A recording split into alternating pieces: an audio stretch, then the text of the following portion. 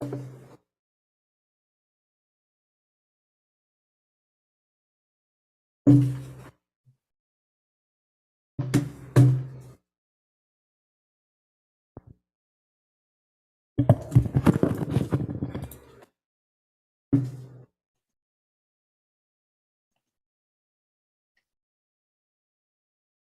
Mayor, we live.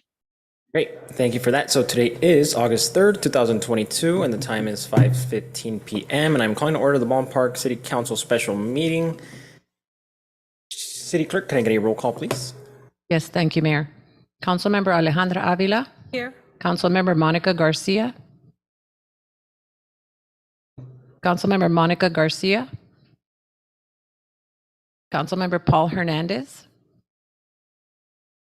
Councilmember Paul Hernandez. Mayor Pro Tem Daniel Damian. Here. Mayor Manuel Estrada. Here. And I believe Councilmember Hernandez will not make it to our special meeting. So we'll just go ahead and note that, City Clerk. And we are going to go ahead and open public communication. Chief Deputy or City Clerk, go ahead and let me know if anybody filled out a speaker card. We had no written requests for public communication. Great. At this moment, if anybody else is looking to speak that didn't fill out a speaker card, now is your time.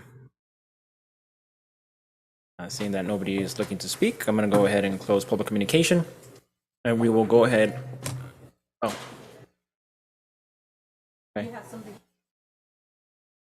Okay.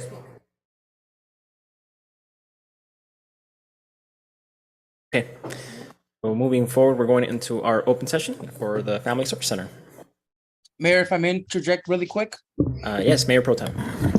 Is there a way that I would make a suggestion that we start with the Habitat Project first presentation and then followed by the Family Service Center so we can get a better idea since they're proposing at one of the site locations?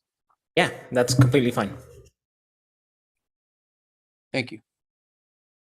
All right, so we're going to go ahead and go with the Habitat for Humanity presentation first.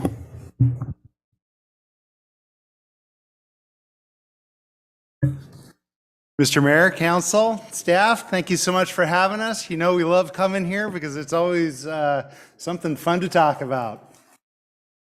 So tonight we want to talk about the Family Service Center and how this could fit into the bigger picture of the revitalization of that downtown area. Next.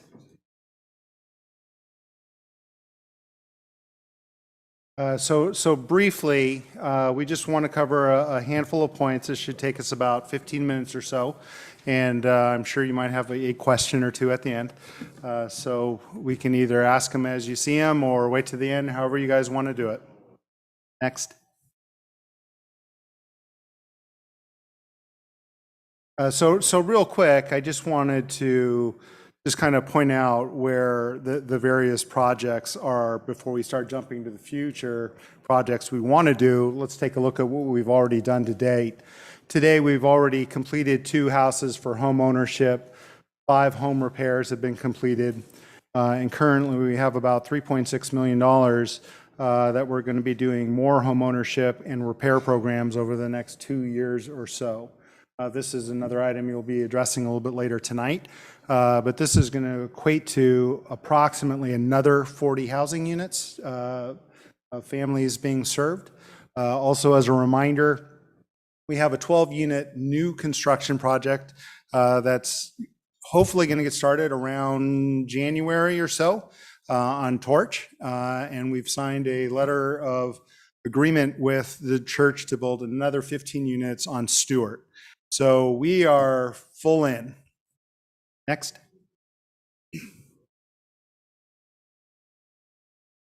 So this is the area that we had initially spoke about. The block in red on the right is the Pablo parking lot, or Lauren's project, or Lauren's property, bordered by Morgan Street as well. We originally spoke about this project back in February, and our thought was to develop that particular property with a restore, our corporate headquarters, have perhaps 3 or 4 floors, restaurant perhaps. There was a number of different ideas that was being thrown out on what we can do with that particular site. And of course, it all started with the family services as a possible spot to relocate it. Next. But since that point in time, we've been looking around and having more conversations to try to figure out how to make that parcel more cohesive with your city plan. And so we started looking at the existing family services parcel.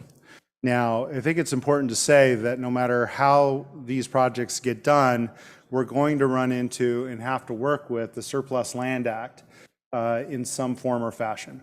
Part of the Surplus Land Act is to work with affordable housing.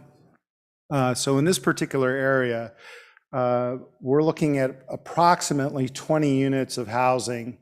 According to the rules, we'd have to have at least 25% as affordable, which would be 5. So we could also take those remaining 15 if you so desired and put them at market rate. And one of our ideas was on this particular area is to have those 5 units a little bit different. And what we like to look at as young professional units or new graduates, smaller units for 1 or 2 person families. So we can get the young professionals who are perhaps just out of college or newly married, an opportunity to live in the city and so they don't have to move out. Our goal is to subsidize those 5 units with some of the market rates, and hopefully we can have a mortgage of under $200,000. To me, it's just critically important that we try to figure out how to create some starter homes again in this area. And this is the perfect spot. Downtown area, younger people, it's in my mind the best way to go. And as you can tell by this picture, and you're looking at those buildings around it, those are all existing housing units, both ownership and rentals. And so by transitioning the housing into this area versus that main Pablo parking lot, it seems to fit much better with the overall flow of the city. This is all residential and it tucks in really nice. Next, please.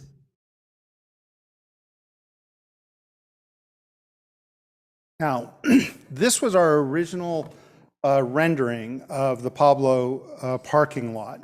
When we first spoke, the thought was to have a restore, which would also include our headquarters and family service center, and then another portion or another building which would have all of the housing.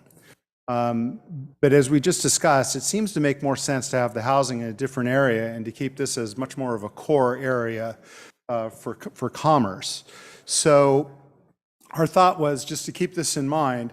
It's the same general look. As you can tell, even though one of our restores is going to be here, we're looking for an upscale cornerstone for the downtown area. We're looking for this to be a destination. Now this area here, instead of being housing in our corporate headquarters, is really going to be broken into 3 phases. Next, please. So the first part of this is we're looking to relocate our corporate headquarters into this building. Inside of that corporate headquarters, of course, we're going to have the family service center as well, which will make it much more centralized and easy to see for the residents of the city. One of the advantages, I think, of us having here or relocating to this area is Habitat for Humanity is absolutely a worldwide brand. It'll bring a lot of recognition. So every time we're looking at things, Baldwin Park's can be brought up in the most positive light possible. We have a lot of community support and we provide community support, not just in our traditional housing and rehabs and critical home repairs, but for other things such as your tiny home projects. Even though that's not one of our projects, we're partnering with the Housing Trust. The first time around, we helped to construct them. We're already working with Brielle this time around to do all the construction and to house them or to furnish them, to get them to go top to bottom. The third part is our organization is fairly large. At this point in time, we have approximately 40 employees, which is not a small group. I have two of my board members here. I should have introduced them to start with, Eric and Tyler. This is a pretty important topic for us, and they just want to make sure that they can voice their support on how much we want to be a bigger part of the city and what you guys are trying to accomplish. I think that the number of jobs that we have will increase over time. So this is something we're looking to do. The stability factor is, I think we've all heard and have concerns about the economy and where it's going to go, whether it's at a tipping point, whether we're going to go into a recession or not, how it affects local businesses. As we've seen through COVID, it doesn't take a lot to close some businesses down. The one thing I can tell you is, recession or not, we're going to be here. We will provide that stability in that downtown area to be that anchor. In addition to those items, we also bring revenue. According to some economic studies, based on our staff and our payroll, it's going to translate to about $168,000 to $170,000 of additional spending inside of the Baldwin Park area just from our employees. Next, please. The second part of that complex will be our Restore, which would be on the ground floor. And most people will know our Restore as a store that is selling gently used goods the second time around. But it's important to know that we're more than that. Through our national partners like Crate and Barrel, Williams-Sonoma, Pottery Barn, HD Supply, they provide us with a good number of brand new items that are either discontinued or for some reason that they just want to liquidate them. We sell these at a very deep discount, along with a number of other brand new items. The middle item there are the cabinets that you see, and it's not that we just get donated items. We also have contracts with manufacturers that have specific deals with us to sell us at a very deep discount.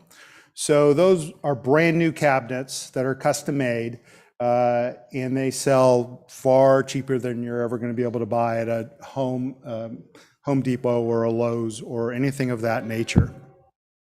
So in addition to our gently used goods, we have a great number of brand new items as well. So why don't we just get into the numbers? Next slide, please.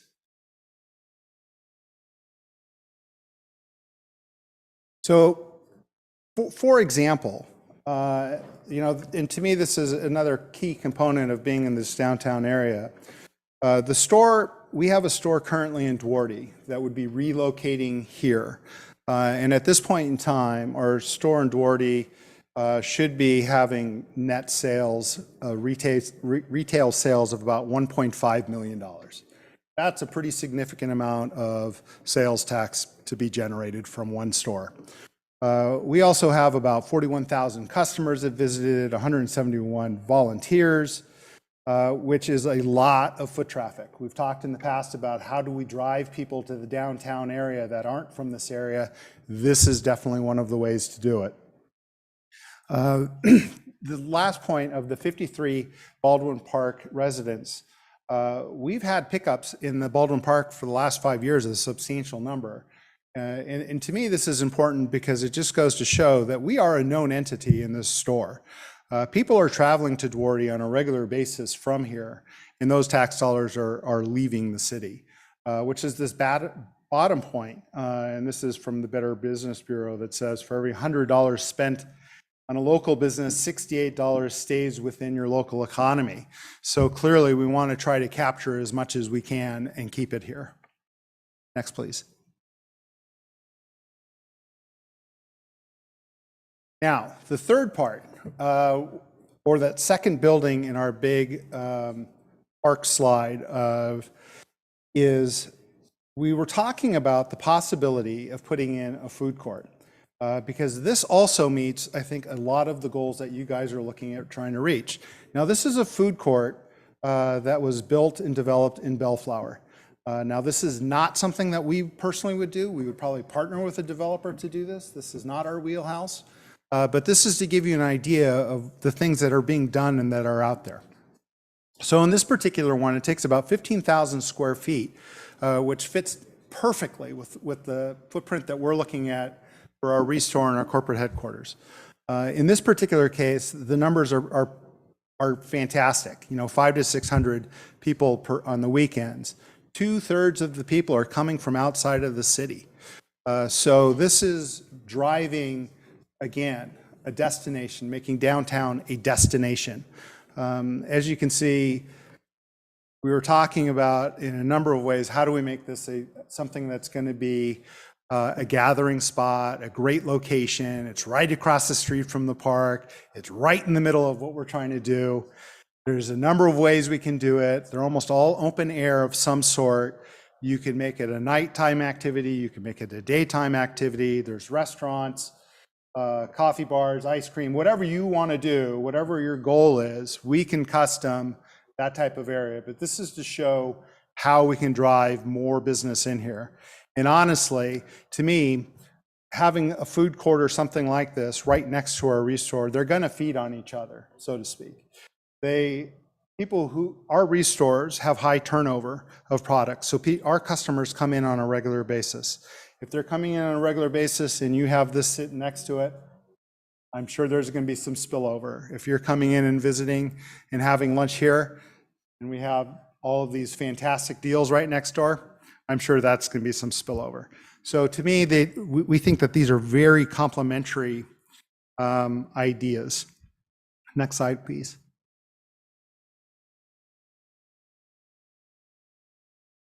So we get down to why we think that we are the perfect partner for you guys. We work in the community. We clearly are not a group who's coming in trying to make the fast buck and then bailing out on you guys. You can tell by all the projects we've already done and already have planned. We want to be here forever. This is the perfect spot for our corporate headquarters for all the reasons we had previously mentioned. One of the great things about if we have the ability to help drive this program is the speed at which we can put things together. As you know, we're pretty proficient at moving forward. We believe that our plan that I just kind of outlined to you is going to generate a significant amount of tax revenue. And maybe just as important, the plan that I've outlined, I think, is cohesive to what you're trying to do from top to bottom, that it's going to tie together all the different projects that you have in the park. I think it gives the Family Service Center that visibility right in the middle, along with other services. I think you're creating a destination with the food court, and I think it ties right into the new City Hall wing, perhaps, to the Socolo, and it just makes it one nice stream from top to bottom in which it flows all the way down. So that is our overall vision. Hopefully you will share it with us. Next slide. Thank you. You guys have any questions, or is there anything I could clarify? I have some questions. Fire away. Yes, go ahead. I love the food court that you're offering there, because that has been our vision. So my questions, I have two questions. First, and maybe that's Ron, what is the square footage of the old Family Service Center, and what are you proposing for the new Family Service Center? Ron, maybe you could tell me the exact square footage. I don't have the footage. I had to eyeball it, to be honest with you. For the existing one? What is the existing, and what are you proposing? What size are you proposing there? Because the idea is to get a bigger Family Service Center. Right. Yes. Yeah, so the current one is 5,000 plus or minus, 5,000 square feet, and that's actually in our presentation. And so I don't know what you're proposing. I was proposing that in our facility, the first time we spoke, the idea was to have it between 8 and 10,000, which would fit on our administrative floor, on our corporate floor. So it would fit nicely. Okay. And then what do you plan on doing for parking, being that you're proposing the units where the old family service center is? Right. You're proposing the store, you're proposing family service center and dining area. So where will we all be parking? For the people who are driving, right, because we're all going to walk and ride bikes. Well, I don't know For about those who that. don't, I'm just kidding you. You know, there was a talk earlier, and perhaps we can go back to the slideshow. It's the housing slide, which is the 5th slide. If we can go back to that one for a second. There we go, right there. So the box on the right is the existing Pablo parking lot where we're proposing to put the development. The box on the top is currently where the senior housing is. And so there had been discussion the first time around of relocating those, I'm not sure how many, there was less than 10, I think, residents, and they were Section 8 housing, to other houses, other city-owned properties, or possibly, if we had to, put them into the new complex, if, again, something we can talk about, and then take that particular area and turn that into parking. The reason I didn't include this specifically in the proposal I wanted to do was we think that it's going to be best for that particular area to be a city parking lot. I can tell you, because I did the measurements, I mean, there's enough spot for about 100 spots easy on 2 stories. It's about 40 or 300 to 400 square foot a parking spot. So depending on how high you wanted to make it, you have more parking than you would ever need. So that's assuming that we relocate these 10 tenants. Yes, my understanding in our first conversation was that was part of the discussion, that the elderly homes were in disrepair and either they're going to need to be repaired or relocated. But let's say we didn't do that. So there is no additional parking planned for this area? Because let's say we were to do that, that would take time also. That's, well, Proposed I don't know how parking much at time this it would time? take, but I mean, it will absolutely take time. It's another step absolutely that have to come into play. I would rethink how we do this, honestly. Again, I was going back to our first conversation. I guess my suggestion would be to, again, juggle where the housing is and use the existing family service center as parking. It gets farther away from the core of where we want people funneling in and out, but that is a possibility. Okay, those were all my questions. Thank you. Sure. I have a couple of questions, if I may, Mayor. Yes, go ahead. Hi, Brian. How are you? Hey, Danny, how you doing? Good, thank you, sir. So a couple of things. With the proposal that you have right now on the actual Lawrence parking lot behind those businesses there, the proposal is for you to build 2 buildings. One is a 3-story facility, which will have your restore, and then 2 office stories, right? The 2nd and the 3rd floor.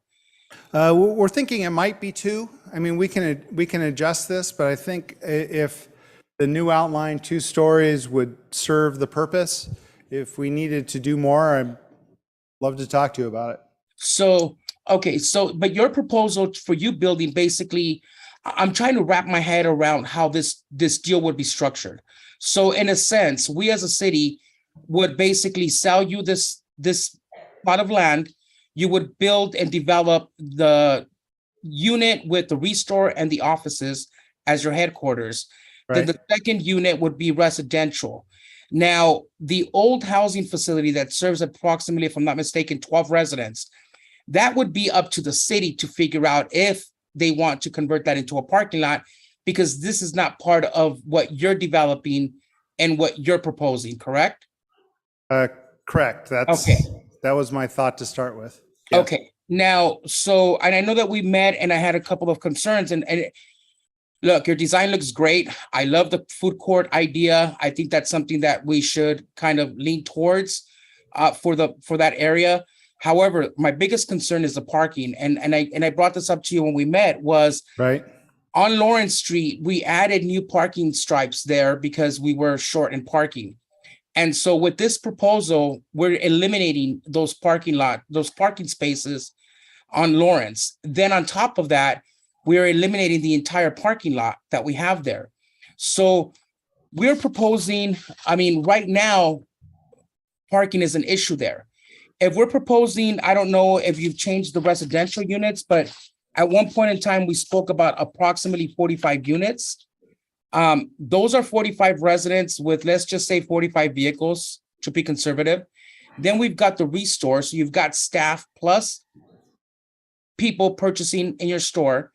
Then you've got the other businesses that you have there. So in a sense, we're already short on parking, but we're adding more people to want to park there. So that was one of my biggest concerns because your development in a sense does not address the parking situation that we have there.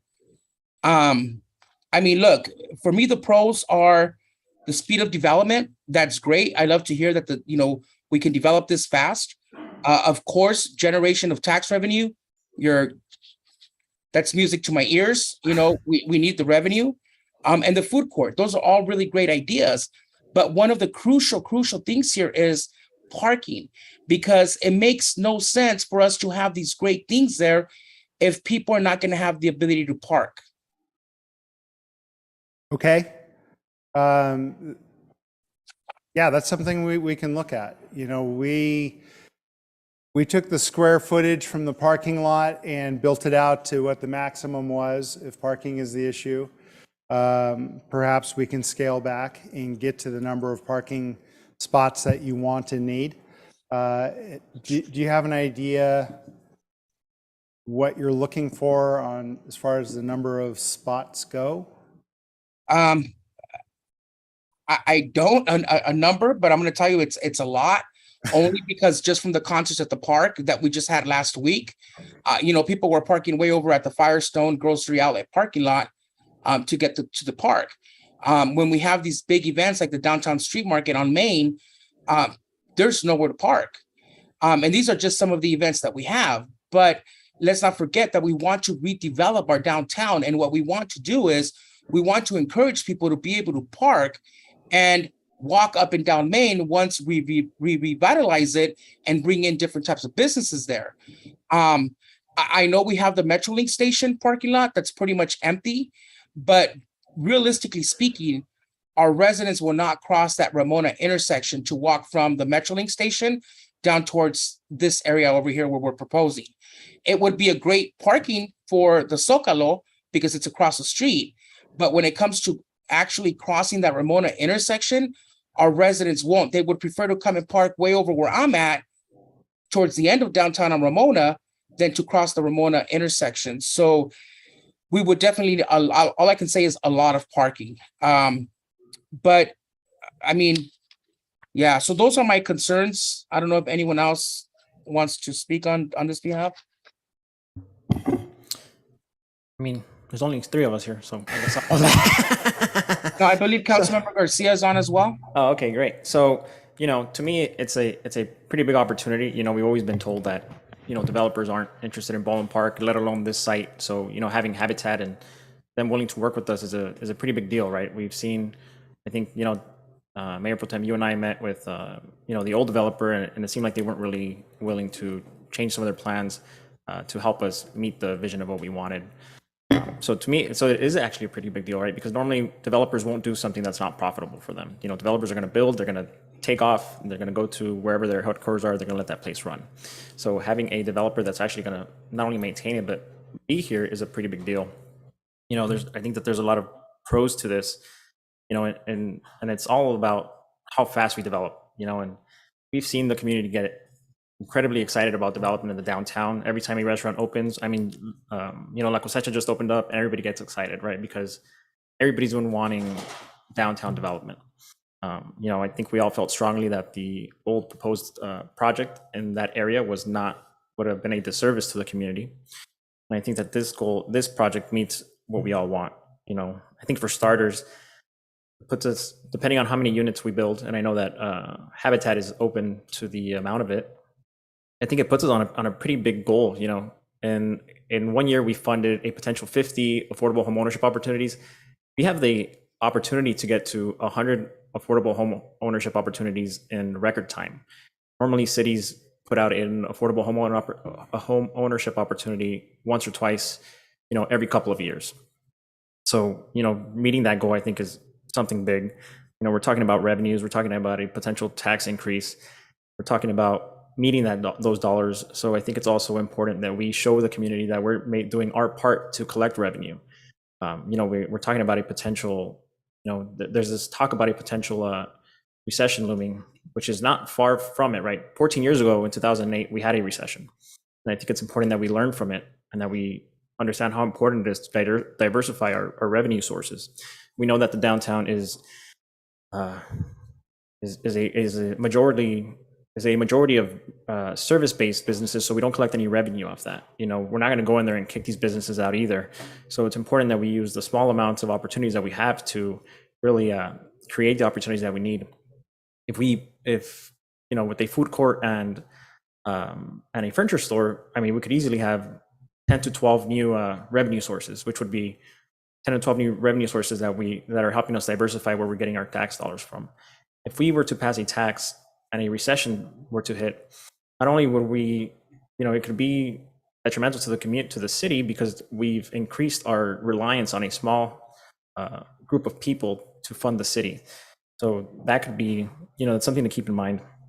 Also, depending on whether, depending on whether we want to build the Family Service Center in partnership with Habitat, or we want to build it somewhere else, there is a, you know, there's revenue that comes in from, you know, a transaction on this lot, where we could take that money easily and automatically put it towards the construction of a new Family Service Center elsewhere, which I think is important. You know, we asked Congress for $5 million for a Family Service Center. They allocated for $750,000. That's not even 20% of what we asked for.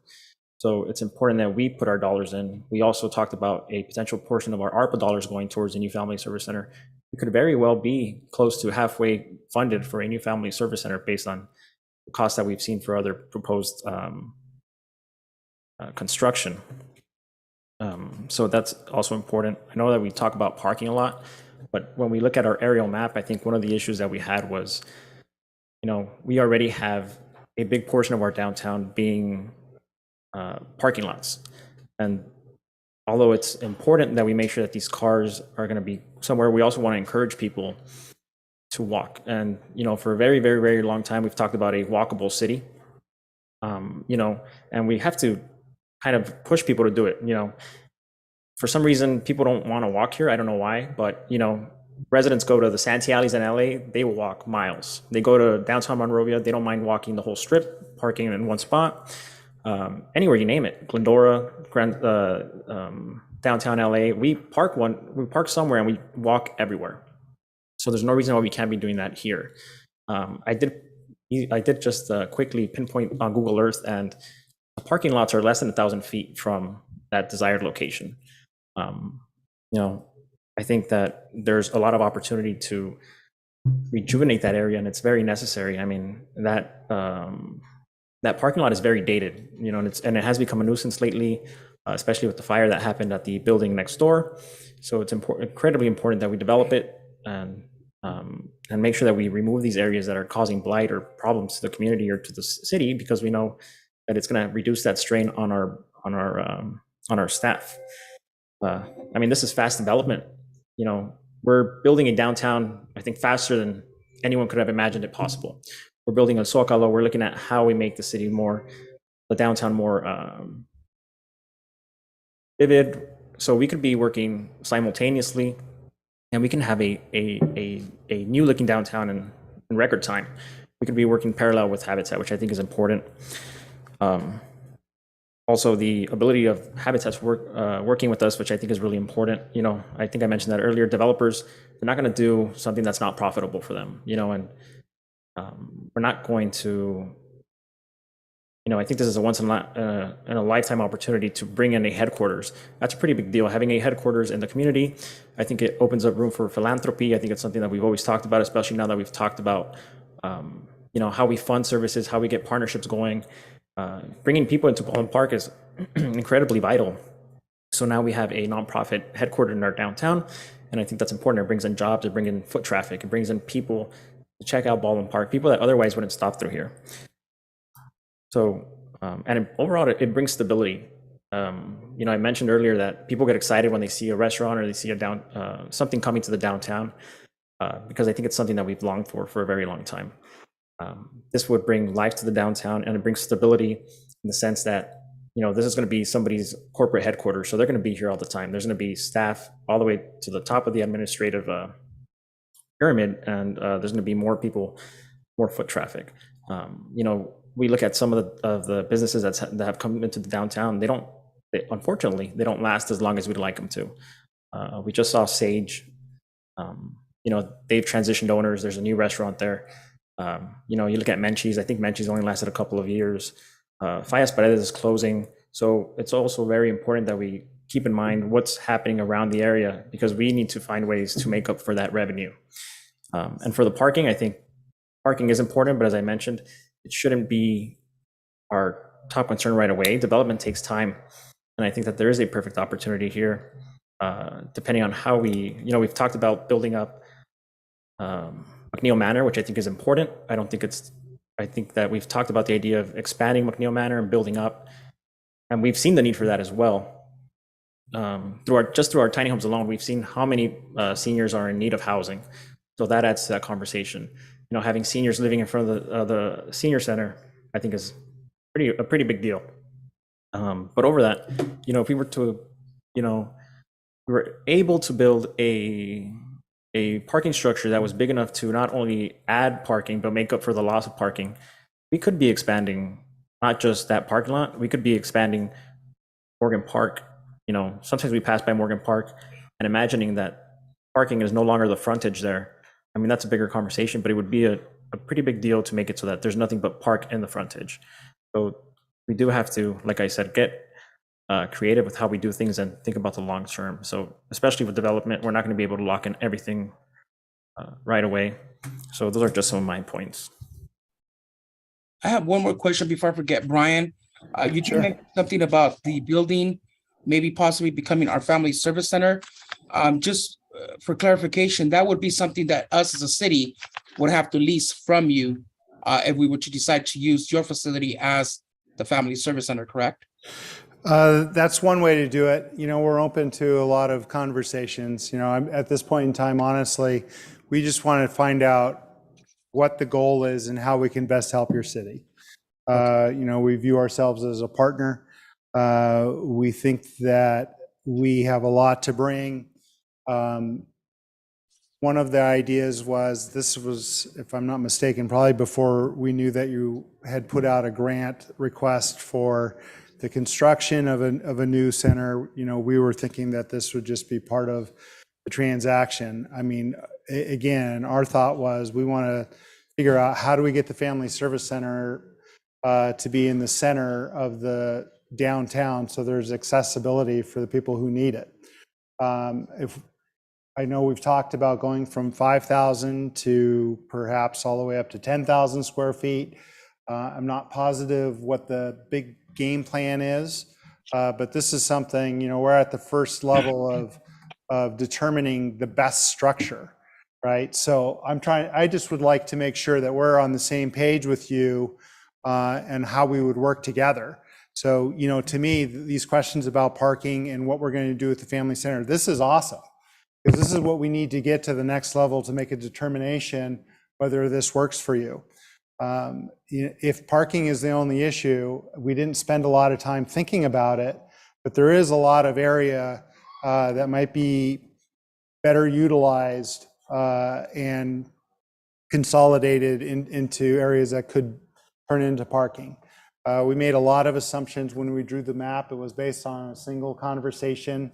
Do we include the street on the side or not? And there's just a lot of, hey, give us a rendering of what you think it could look like. So this is what we think it could look like. I didn't, by any stretch of my imagination, think you're going to say, start tomorrow.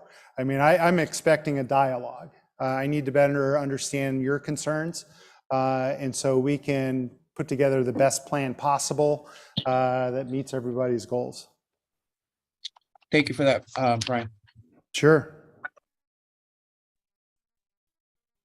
I think it would be a good idea, Mayor, if maybe we were to I'm sorry.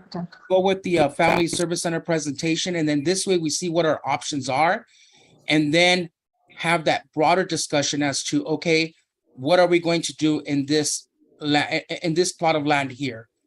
Which direction we're going to go, and if that opens up a bigger conversation, then this is the time to do it. So that this way we're not just stuck on the habitat, kind of see what our options are for the Family Service Center, and then put all our options on the table and see what council thinks is the best.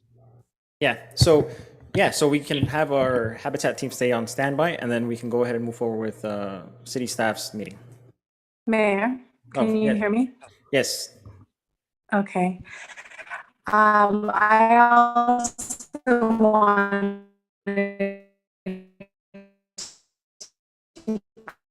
Monica, it's a really bad connection. and on the presentation from thank Habitat for being a great partner with the city for several years now. No, Councilmember, you were going in and out, kind of sounded a little robotic. Okay, go ahead. Oh, There you go. There you go. Okay. I'll be joining you in council shortly, but I just wanted to comment on the presentation by Habitat and thank Habitat for being a partner to the city for many years. I love the idea of Habitat coming to the city of Baldwin Park. I'm just not convinced that this site is the site for your headquarters. And I've seen this corner of Baldwin Park through many stages. I used to go to the Boys and Girls Club that used to sit where the senior housing is. Before there was a row of houses that were acquired by the city, and the park was extended.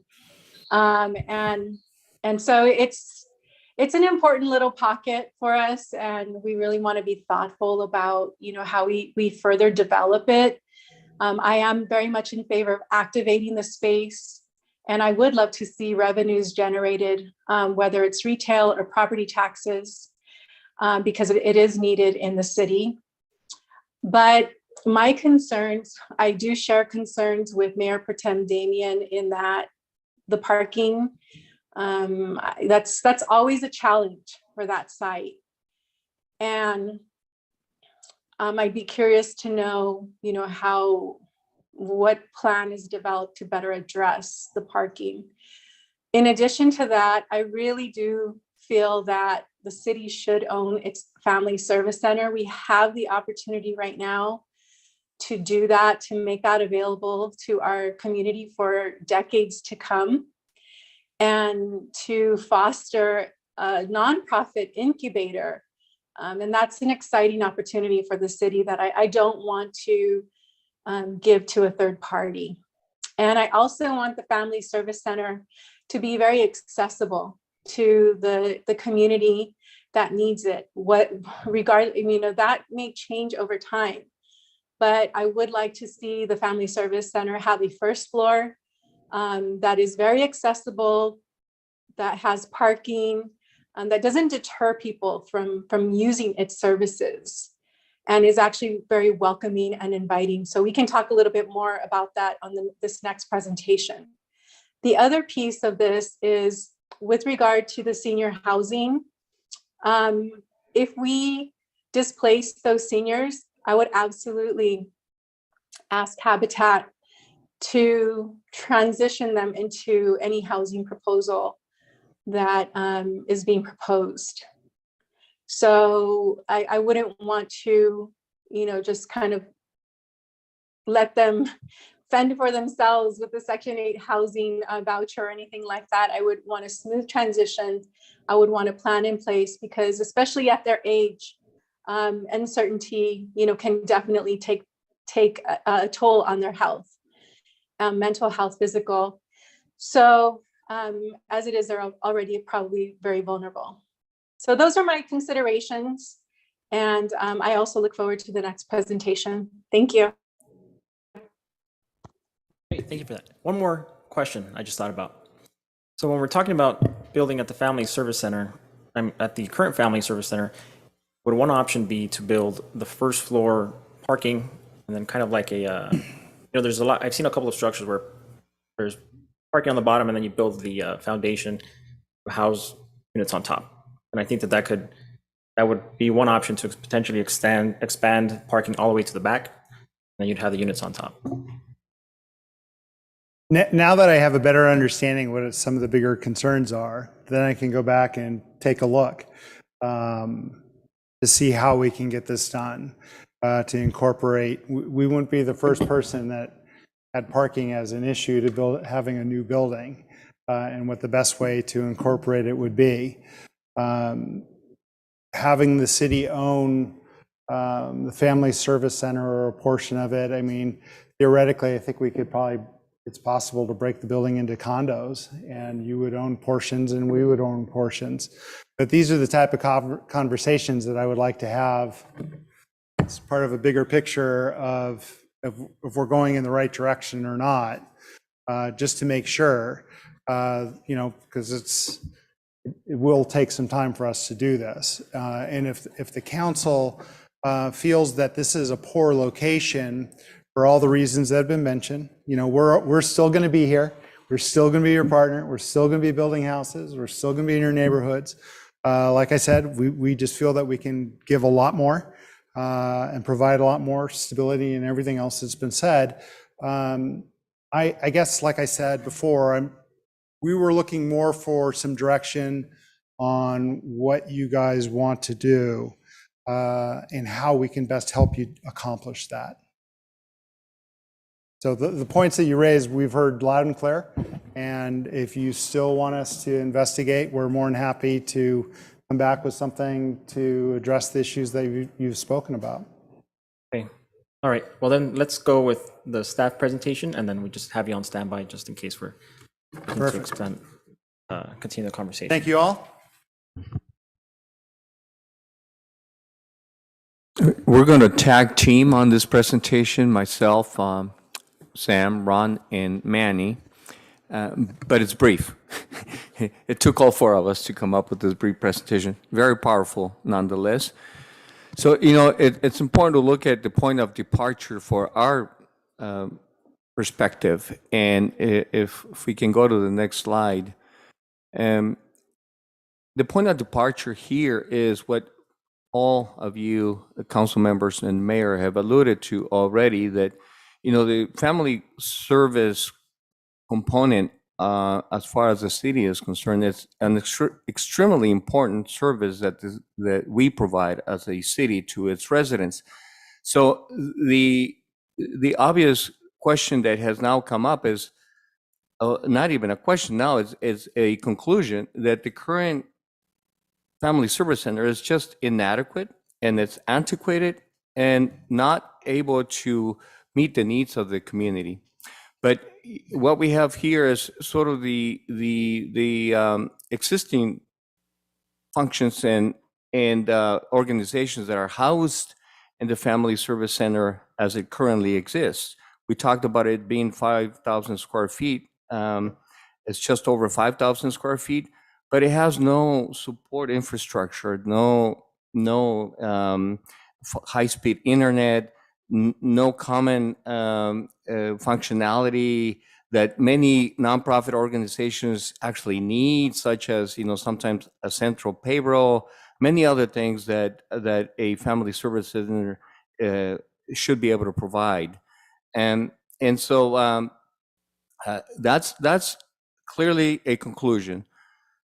The question you asked of us to do back in May, when we had given you a status update on where we were with the development of a new proposed family service center was that we provide you with some alternatives of what we think could be best suitable sites that could house the newly developed family service center. And that's what we have.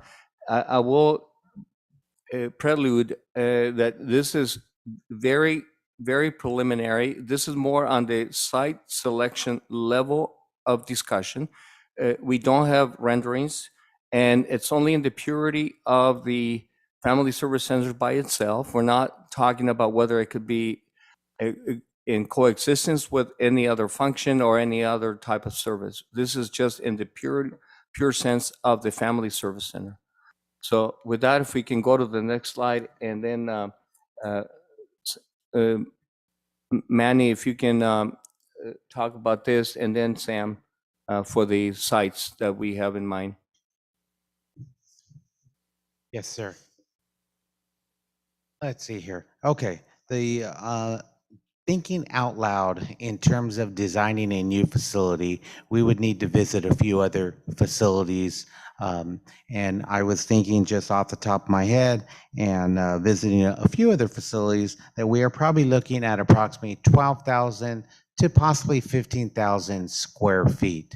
So as Enrique mentioned, we currently have approximately 5,000 square feet, and it does not meet the needs. We are probably looking at approximately 12 to 15, if not a little bit more, individual offices, because the intent of the facility would be a natural hub, a nonprofit hub, to house a variety of agencies. So we would traditionally not charge any of these agencies any fees, and in turn, they would provide free of charge or a small charge of service below fair market value to the residents of the community.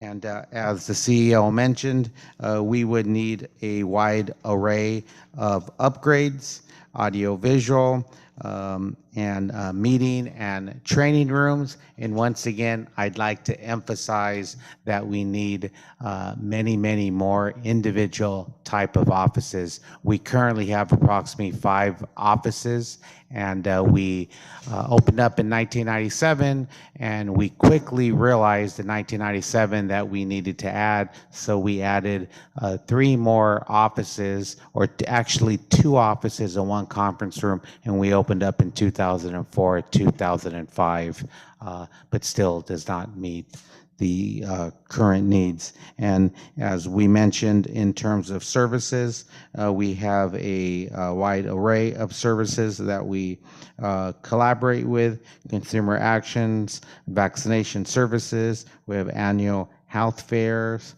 We work with all kinds of nonprofits. So once again, it is sincerely a nonprofit hub.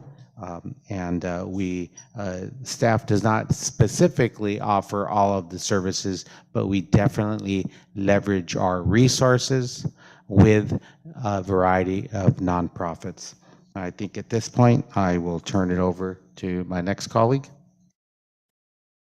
Thank you, Manny. Next slide, please.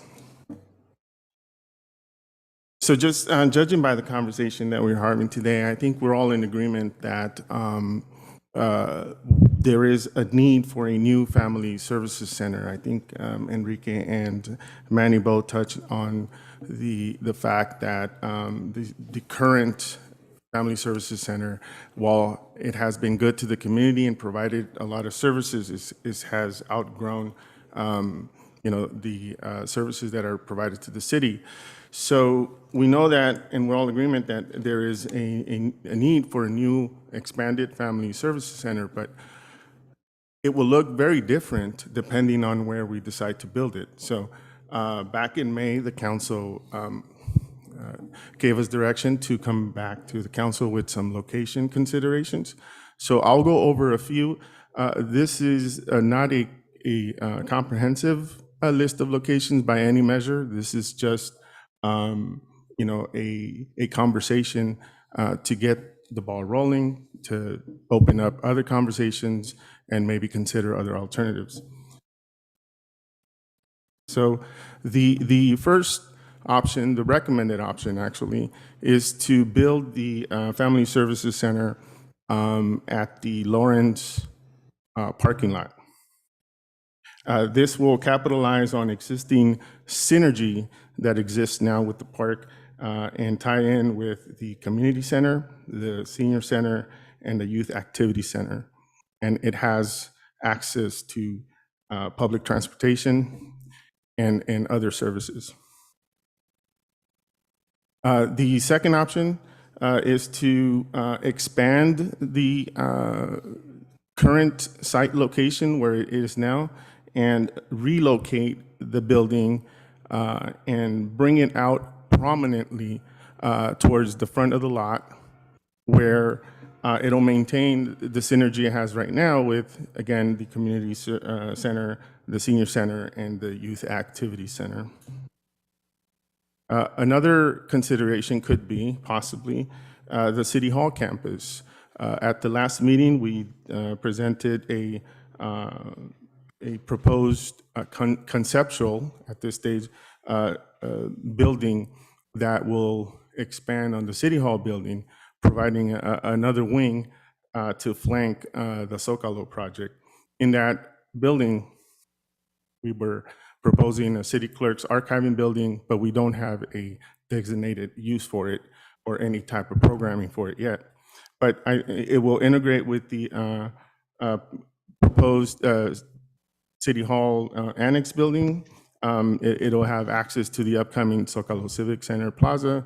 There's connectivity to Metrolink, and so there's parking at the Baldwin Park Transit Center. So those are some of the benefits there. The last consideration is just to go out and seek locations, existing, and acquire property and or an existing building and retrofit that building. So as you can see, there's many considerations, and depending on which path we're directed to go, the Family Services Center might look very different. Next slide, please.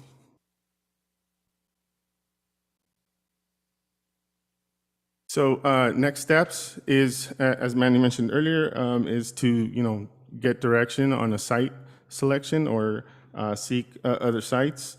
Also, Manny mentioned touring and looking at other facilities to get ideas from. There should be some community engagement meetings, and then we can prepare a conceptual design depending on what location we're directed to follow, and come back to the City Council with some design options, and then seek funding opportunities. And at this time, I'd like to just open it up for questions. There is alternatives that the council can consider and provide direction to staff. Thank you. Great. So looking at, so when we're at the city hall site, I just did it again on Google Earth, just try to check the distance between the empty parcel and parking lot, and it's less than 500 feet. So it's around 360 feet of a walking distance. So based on that, and it being next to the train, we open up for potentially getting grants for public transit-based projects. That correct? How would that work? Yes, if there is a public transportation nexus, if we have if we move our transportation counter or provide those kind of services, absolutely, there may be some transportation funding that could be sought and applied. Now, Sam, the transportation funding, would that also pertain to the construction or building of a new parking structure? Yes. Okay. Only because I'm looking at, and this is the reason why I wanted these two presentations, kind of one, so we can kind of get a better idea of okay, where are we going to go? Let's give direction of what we're going to do. And for me, the Habitat project has its pros, obviously it has its cons. With the Family Service Center, I would not like to see it moved out of the Morgan Park area, because that's kind of like our hub of our senior center, our community center, and our Family Service Center. I would like to keep it within the same vicinity. Looking at how Habitat has the structures there, to where one building would be the restore and the headquarters, then you have the courtyard or food court, and then you have the residential units. I still would not like to see residential units in that area, only because of the same concerns that I shared when the Olson project was there. Looking at the options, one of the things that, and I'm going to throw this option out there, it's open for discussion, is where the restore would be, build a Family Service Center there, continue the same theme with the courtyard, and then where the proposed residential units would be, build a parking structure there. This way, we have the parking structure that's going to help and assist with the parking that we need. And then we have the Family Service Center there, still within the hub of the Morgan Park area. Those are kind of my suggestions as to, where the Family Service Center would be. I would not like to see it out of the Morgan Park area. But I'm open for ideas. I'm open for suggestions, so that this way we can decide, which route we want to go. So you said, can you repeat where you would want the Family Service Center? So yes, I don't know if Mark, if maybe, or someone can bring up the Habitat slide where they had the proposed. Let me see what page this is. I guess it would be page 7.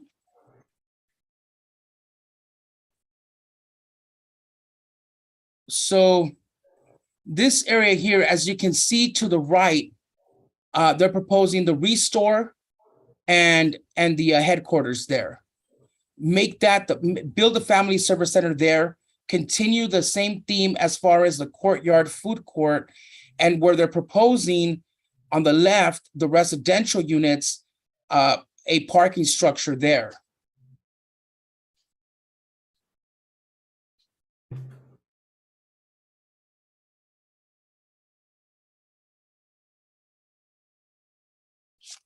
But you don't mean co-locating with Habitat, right, Mayor Pro Tem? Whatever's going to be in the best interest of the city and the community. That's why, I'm proposing that we have an open discussion on this, suggestions. For me, the thing is, I don't want to go and sell a piece of land so that we have to lease back our Family Service Center. I believe that the Family Service Center should be 100% owned by the city. And not being leased back. So that's one of my concerns there. And that's the reason why I keep coming back to, how is this deal going to be structured? Because the last thing I would like to see is for us to have to lease our Family Service Center. Yeah, so personally, I wouldn't want a parking structure in the core of the downtown. I mean, I think as we develop, we really have to push to kind of hide parking structures. I think it takes away from the I think it just takes away from the experience to be walking through parking lots. Yeah, but the unfortunate thing, Mayor, is that, realistically speaking, the people are not going to go park at the metro station to come to this area. Even we can encourage it as much as we want, but we see it time in, time out. We see it at the concerts. We see it when we have the downtown street market. People are just not going to park at the metro station to come all the way up north towards La Cosecha area. And that's my concern, that if parking is going to be an issue for the current businesses there, and if we start to attract different types of businesses where people are going to want to walk from there, they're not going to want to park at the metro station to walk all the way up north towards Clark. So the last thing we want is to revitalize something and people not want to come because there's no parking. Mayor? Yes, Councilwoman Avila. And to add to Mayor Pro Tem, It's all going to depend how we make that parking structure look. We can make sure it goes along the same lines of the actual family service center to make it look nice and decorative. And the only difference it'll be that it's going to be a parking structure, but we can make it look presentable, like one of the actual retail stores or restaurants. I agree that the parking there is an issue. It's an issue now. That ugly parking lot that we have there gets so crowded, not even, and I'm not even speaking during concerts in the park or street market. Sometimes you go back there, Via Mar alone packs that parking lot sometimes. And so to take away all that area from parking and then add additional restaurants would really make an impact on the whole community. And yes, we want to make sure that our community is walking, of course, but if you're coming from outside of the community, because now we're having new restaurants that are innovating and people want to come to Baldwin Park, they're going to have to drive here from out of the city. They will need somewhere to park. So ideally, to have the parking structure behind there, again, making it look nice. The Covina area, they have a parking lot right behind the businesses. And it's really nice because some of the businesses actually have the alleys that go towards the parking lot, and people can come in through the back door to their businesses. So it all depends on the layout that we make, the structure, the look that we give that parking lot. I think it would be ideal as long as it's cohesive and it makes it just goes along with the building that we're putting there. But parking is an issue, and I think we need to address that as well. Mayor, Yes, Councilwoman Garcia. I was trying to pull up the rendering that we were looking at. Who has control of that? Can you put that back up, Mark? Okay, thank you. So I was trying to follow Mayor Pro Tem's proposal, and these are my thoughts. I think that the Lawrence site should, whatever we propose for that site, the usage of that site should support our downtown revitalization efforts. And I would think activating the space either with retail and subterranean parking would be ideal, or subterranean, and in the past, that I've supported housing to activate this space and create, bodies in our downtown area, bring bodies to our downtown area, and create walkability in the downtown area. But I really do see Lawrence being a nice opportunity for us to support downtown and its revitalization. So when I look at the Family Service Center, which I'm really excited about, and I would love to see the city own the Family Service Center, so I agree with Mayor Pro Tem. I think it really, the site that is optimal, that is ideal, would be where it's currently located, just bringing it forward more and showcasing it a lot more than, right now it's so set back, it's almost hidden, it's kind of like so private. But having a beautiful building that opens up to Morgan Park, that, has a connectivity to all the programs there at Morgan Park, that's what I envision. I can see parking on Lawrence. I wouldn't want to only see parking, but, and if we look at what it has been historically, it's parking, and it supports our downtown businesses. So it's serving its purpose, and it's very underutilized. So, but the concept is there. Lawrence has been a parking lot that has served our downtown businesses. And I would like us to continue on that thought process, but really just improve on it. Bring more parking spaces, bring more retail, activate the space. For me, I was fine with activating it with housing and parking, but I just want to share what I see for this site, and keep our Family Service Center more or less where it's at. Those are my thoughts. And then, the Family Service Center, where it currently sits, it does have a lot of parking. If the programs there are, selective about what time they offer their programs, there can be a lot of parking. It's very accessible. It lends itself for multiple levels of space. And I just think that we have a great opportunity right now, perhaps to use the funding, ARPA, or, to create this place, this very special place for our community. I think that was all I was going to say. I think I support the idea of a new building versus renovating an older building, even though there are older buildings like the one across the street, that 3-story, kind of that Art Deco building. I love it. I would love to see the city acquire it and renovate it to, be part of our civic center. But the truth and the reality is that it just costs so much money to rehabilitate those older buildings. And so I think it would make most sense for us to just start from the ground up.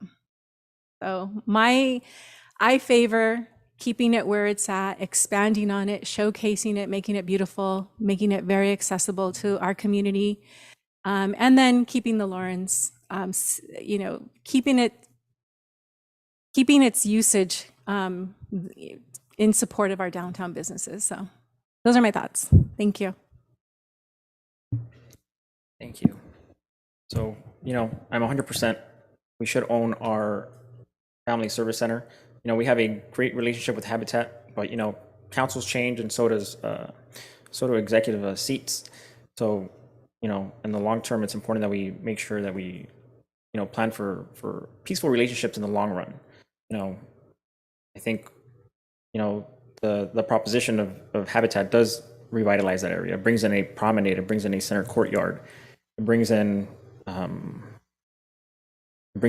development and revenue, which I think we are in dire need of. I understand wanting to keep the family service center within the area. Like I said, we're building a civic center and plaza. So, the civic center is also a place where the community will come get those services, and it's right next to City Hall, which is also beneficial. Beyond that, we also have to keep in mind that we have a ton of development projects in the pipeline. So we're looking to rebuild our 3rd floor. We're looking to redo our city chambers. We're looking at, family service center. We're looking at our public works yard. We're looking at a lot of development. Inflation has really shown us, the adverse effect of it. We've seen it in the cost of Zocalo. So, to me, it is beneficial to, lock in funding and lock in development. I think that, this is a really good thing for the community. We're bringing in volunteer opportunities, we're bringing in revenue, we're bringing in funding, we're bringing in sales tax and property tax, which is also key. So I think that we can get all of it. I know that, but this is, we just have to reiterate that this is only the start of what development is. Either we can kind of wait around and hope that somebody who shares our vision will want to come around. I know that, we've been very staunch about protecting our landscape, especially in the downtown, making sure that we don't get too densified. And I've been there. We've all spoken up against that. We've limited our density in the downtown. We've talked about not wanting to use our limited space for housing. But, something very important to keep in mind is that if any other development project that's not the family service center comes into proposed for Lawrence, they will have to build housing. We have one of the benefits here is that Habitat is willing to work with us on how much or how little housing we want in that area. And I think $200,000 condos, who doesn't want a $200,000 condo? So I think that we're able to tackle a lot of things if we work in partnership. If we can figure out a deal, I have no problem making sure that the funds from this transaction are secured for a new family service center.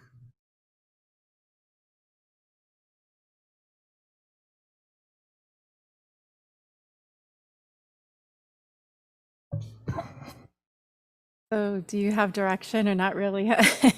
We're all over the place. There's a lot to Yeah. think about. Yeah.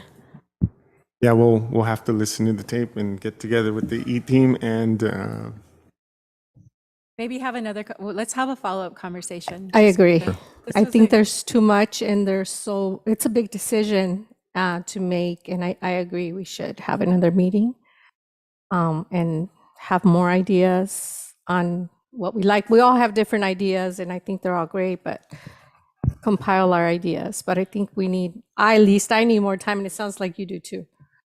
Yeah, would you like us to do one more detailed iteration with Habitat on how that deal could be structured? Because I think there's some, still some sort of, it may be inevitable that it does involve a land transaction. I think we probably know that even now. But we can look at that, or if we only stay just on the side of it being on further developing the ideas for the Family Services Center on the city side and city only. But we can do either or both, however, if you I like us think to. as a city, we've never really had an in-depth conversation of details. This is actually the first time we gave direction the first time, but this is the first time we're giving more ideas of what we would like to see. And so I think we would need to have more time to, put our thoughts together and bring everybody's ideas to see what works best as a city. Definitely. would the city council like to see some maybe renderings or mock-ups of alternatives? At the January meeting, there was funding approved for conceptual designs. So Well, how much funding are we talking about? Because how many options are we really going to explore? Like, I think Right. if we could narrow it down Right. and then come up with some renderings, that might be a better process. Yeah. Yeah, I agree with that. I think that before we go spend money on conceptual designs, Right. kind of figure out which direction we're gonna go. Maybe, hey, these mock-ups that you did for the Family Service Center work fine just for a visual idea of what we're dealing with. But I think that whatever options you bring forward, if this includes the habitat conversation, take into consideration, number one, we want to make sure that the Family Service Center is city-owned, and it stays within the same vicinity. Number two, we definitely need to adjust parking, that it has to be part of the plan. Retail, food courts, all of that would be awesome as well. So just kind of, tie in, the old Family Service Center location, the Lawrence parking lot area, and see, what we can come up with, and, see what kind of deals we can structure with Habitat if need be. What does underground parking lot look like? I mean, LA is all underground. I mean, how costly could that be? Those kind of ideas. Because if we have underground parking and continue with the retail, like Councilmember Garcia said, because she would like to see retail instead of a parking lot, that would take away the look of the parking lot, but we still have parking. So look into that maybe.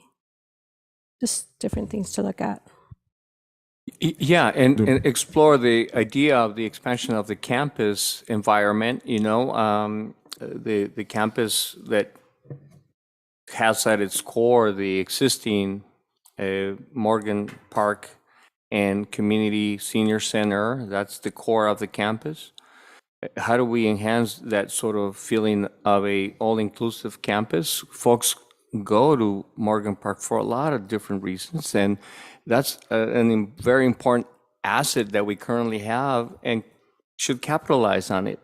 So I think we can explore that. I mean, I think there's room for there to be a way of see how Habitat can be part of it, if you would like us to explore that I as think well. there's more to explore, definitely. Okay. Well, if I can add, I think that over the years we have tried to bring in more retail establishments in our downtown area versus versus office or like the medical offices, because again, it's about the synergies, it's about the retail establishments playing off of each other. My concern, and like I said, I have appreciated the partnership with Habitat very much. You've been doing excellent work in our city. And I think that that will continue whether or not you're headquartered in our city.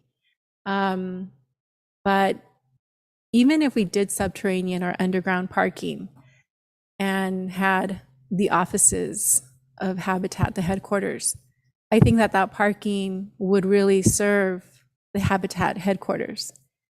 And, with 40 employees and then people coming to the store, if that's what's being proposed, that parking could probably be taken up by the Habitat headquarters. So are we really building in additional parking to support the downtown revitalization, the downtown retail establishments?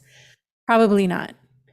That's something for us to consider too, is if we ask Habitat, subterranean parking is not cheap, as we know. And if that's something that we consider along with a proposal from Habitat, the truth is they're just creating their own parking, So again, for me, Lawrence has always represented an opportunity to support the revitalization of downtown. And I want to keep on that path. And I'm not sure that Habitat's headquarters is part of that path for me, for my vision. I love the idea of having a food court. Of course, that activates a space as long as there's parking, and again, supporting our downtown businesses. But I'm not sure that, bringing an office space and then a lot of vehicles, and not really sure where we're going to park them, or if there is subterranean, that it's all for Habitat. I'm not really sure how that, supports the bigger plan for that corner of Baldwin Park. I wasn't meaning parking for Habitat, it was for the retail. Yeah, and that's exactly, but do you see what I'm saying about, like, if Habitat goes the extra distance to create subterranean parking, which is pretty expensive, so I don't even know if you would consider that. But The next iteration we will do is, we'll do space distribution options, because the Lawrence parking lot is, I want to say 30,000 square feet by the parcel that the city owns. If we dedicate the street, it'll go up to 40,000 square feet. So we gain 10,000 additional square feet. If we go with a 12,000 square feet to 15,000 square feet for the Family Services Center, and we go 2 stories, 3 stories, I think we can provide the parking that you have in mind to, support all the rest of the downtown, without necessarily going underground. It's only when, we're trying to co-locate with Habitat that's my point. that we would have to go underground. So what do you guys think of the option? I mean, because it seems like everybody's aware that we need parking. And obviously underground parking is only going to be, there's only going to be so many parking spaces. The best thing to do is kind of do a mini parking structure, kind of like the one at City Hall. Because that would solve a lot of the issues, because we can do 2 floors and maybe expand on it in the future, or if we can do 3 or 4 all at once, that would be great. But obviously maybe incorporate a food court around the parking structure where it doesn't look like just a parking structure there. And then use the other site for the Family Service Center. Then we would need to realize or find out, what are we going to do with the old Family Service Center? But what do you guys think of that idea? Well, Mayor Pro Tem, would you consider a parking structure at Lawrence and then the Family Service Center where it currently sits, but expanded? I would. I would just like to see some kind of, like you said, synergy around that parking structure there, because if we do the whole Lawrence side as a parking structure, yeah, it'll be a massive parking structure, but that's all that it's going to be, a parking structure. If maybe we can incorporate some other type of, either retail or food court or courtyard or something to that parking structure area, I think that would be great. The old Family Service Center, yes, we would definitely need to revitalize it. How expensive it may be to to bring it up to par. I don't know if it would be cheaper to just build from scratch, but obviously I would love to see some type of parking structure in the Lawrence site, because that's going to help for the Morgan Park and it's going to help for the downtown. Now, the bigger question is, do we add the Family Service Center there next to the parking structure, or do we redo the Family Service Center at the old Family Service Center, build a parking structure there, and then what do we do next to that parking structure?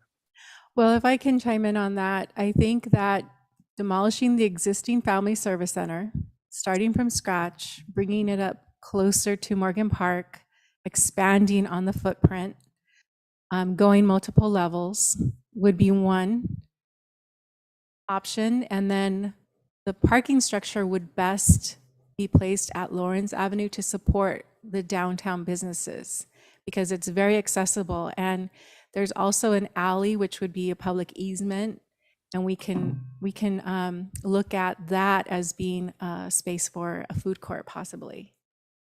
Yeah, if we can explore those options, I like that idea. I want, we desperately need a parking structure in that area. So I do like that option. I think the parking would definitely support the businesses in downtown. And I think that's one of the reasons why our downtown has kind of been strangled a little bit, is because of the accessibility, Yeah, I agree. I agree, because, by doing this, if we go with the first, the options that we had, we're going to do a disservice to those businesses that are currently there, because we're going to take away parking that they already, fight for now. So if we can bring back some options with that, I'm in support of that. I support that as well. Mayor? I support that idea. And if you can bring back, I like the idea of having the Family Service Center and a parking structure on Lawrence, and we would still be providing parking for our businesses there, and it would still connect to the parking and continue the open space look with the restaurants. So maybe those two different options. Yeah, I agree. I think those two options would be good to bring back. And then Councilmember Avila, what about the Family Service Center site? I'm thinking personally in that Lawrence parking lot with a parking structure on the side, the way it would be the Family Service Center with a restaurant area and the parking lot. I think that lot's big enough to provide that. But let's look at all the options that we're offering. So to see, once we get a visual and give us an idea how many parking spaces we would be able to fit in each site that we're asking, how big the Family Service Center would look on one end from the other end, and all those ideas, I think we can get a better idea what would work best for our community.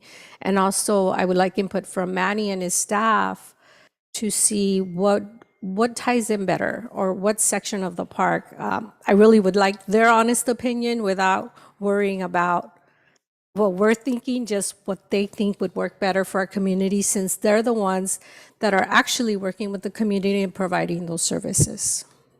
Another thing that I just thought about as well is when you guys work on on those two options, if we were to go with the Family Service Center and the parking structure at the Lawrence site, maybe think about converting the old Family Service Center into senior housing. Because I know that the senior housing that we currently have there is in desperate need of upgrades. So I mean, that's also an idea, just so that we can create more housing in that area, since that area seems to be a little bit more residential, because you have the current senior housing there, then you have the park shadows in the back. So just kind of keep that as a residential. Bring back both options. The one Councilmember Garcia had mentioned and the one Councilmember Avila, and then, see what we decide to go with from there.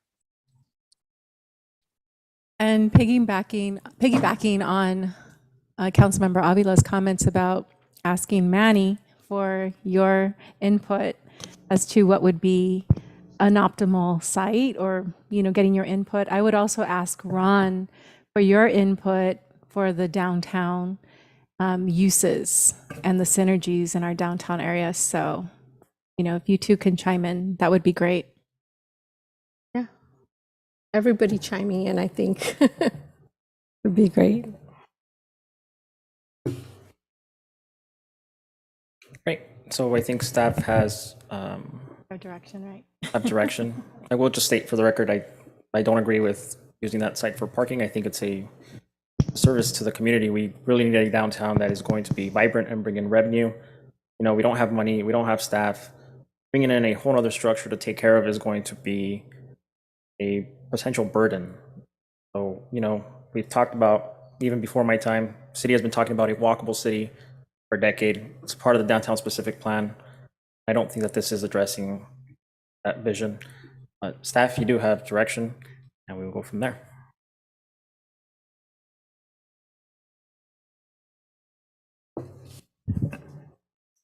So I believe that is it. I don't think we have any closed session items, so we'll go ahead and adjourn the meeting, and we will see everybody at 7.